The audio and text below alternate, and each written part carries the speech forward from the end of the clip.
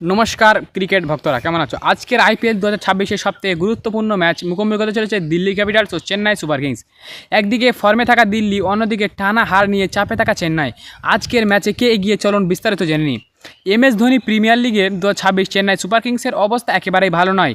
টানা 3 ম্যাচ হেরে দল পয়েন্ট তালিকার একেবারে নিচে চলে গিয়েছে। শুরু থেকেই দলের পারফরম্যান্স হতাশাজনক, যা সমর্থকদের উদ্বেগ বাড়িয়ে দিয়েছে। গুরুত্বপূর্ণ খেলোয়াড়দের অনুপস্থিতি এই খারাপ অবস্থার একটি বড় কারণ। দলের প্রধান কোচ স্টিফেন ফ্লেমিং জানিয়েছেন, মহেন্দ্র সিং ধোনি এখনও চোট থেকে পুরোপুরি সেরে ওঠেনি। তিনি পায়ের পেশির চোটের কারণে প্রথম 3টি ম্যাচ খেলতে পারেনি এবং বর্তমান রিহাব প্রতিক্রিয়ার মধ্য দিয়ে যাচ্ছেন।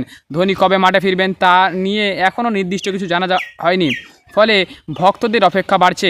এদিকে দলের আরেক গুরুত্বপূর্ণ খেলোয়াড়ি ডিওয়াল ব্রেভিস এর অনুপস্থিতি দলের ব্যাটিং দুর্বল হয়ে গিয়েছে, তবে তিনি শিগগিরই দলে ফিরতে পারেন বলে এই ইঙ্গিত দিয়েছেন স্টিফেন ফ্লেমিং, যা সিএসকেকে দলের জন্য স্বস্তির খবর। তার প্রত্যাবর্তনে মিডল অর্ডারের ব্যাটিং আরও শক্তিশালী হতে পারে বলে আশা করেছে। ধোনির অনুপস্থিতিতে সঞ্জু স্যামসন উইকেট কিপিংয়ের দায়িত্ব সামলালেও ব্যাট হাতে তেমন সাফল্য পাচ্ছেন না। তবুও দল আশাবাদী, প্রতিযোগিতা যত এগোতে থাকবে তার সঙ্গে সঙ্গে পারফরম্যান্সও উন্নত হবে। খবর অনুযায়ী ধোনি প্রায় ফিট হয়ে উঠেছেন এবং সব ঠিক থাকলে 14ই এপ্রিল কলকাতা নাইট রাইডার্সের বিরুদ্ধে ম্যাচে মাঠে ফেরার সম্ভাবনা রয়েছে। আজকের ম্যাচটি হতে চেন্নাইয়ের ইতিহাসের চিদম্বরম স্টেডিয়ামে। চেন্নাই এই মৌসুমে এখনও একটা ম্যাচ জিততে পারেনি। The time of India. Delhi 3 ম্যাচে 2টো জয় পেয়ে বেশ ভালো অবস্থাতেই আছে। তাই আজকের match Chennai do or die বলা যেতে পারে। দিল্লি ক্যাপিটালস কেন এগিয়ে? দিল্লির শক্তিশালী জায়গা ব্যাটিং ফর্ম। শামের রিজভি আগের ম্যাচে দুর্দান্ত 90 রানের ফর্ম করেছেন।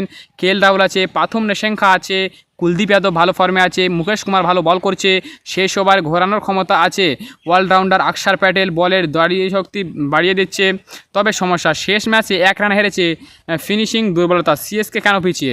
টানা 3 ম্যাচ হারে চাপে রয়েছে। ব্যাটিং লাইন এখনও ঠিক হয়নি, এই বড় স্কোর খাড়া করতে পারছে না। বড় সমস্যা ওপেনিং ও মিডল অর্ডারের ফ্লপ, বোলিংয়ের ধার নেই। তবে আশা করা যায় এমএস ধোনি ফিরে আসলে ফিটনেস টেস্ট চলছে। The Economic Times. Dewald Brevis দলে ফিরতে পারেন। আগের ম্যাচ আরসিবির বড় হার হয়েছে।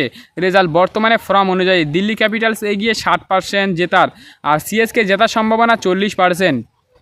কারণ ডিসি বেশি ব্যালেন্সেড আর সিএসকে চাপের মধ্যে রয়েছে।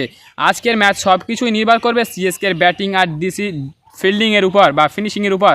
আপনার মতে কে জিতবে কমেন্টে জানাতে ভুলবেন না। আর আজকে ধোনি বা ডিওয়াল ব্রেভিস কেউ পুরোপুরি খেলবে বলে আমি বলছি না যে ডিওয়াল ব্রেভিস আজকে খেলতে পারে। এমএস ধোনি কলকাতার সামনের ম্যাচে আসতে পারে বলে সেই খবরই পাওয়া গেছে।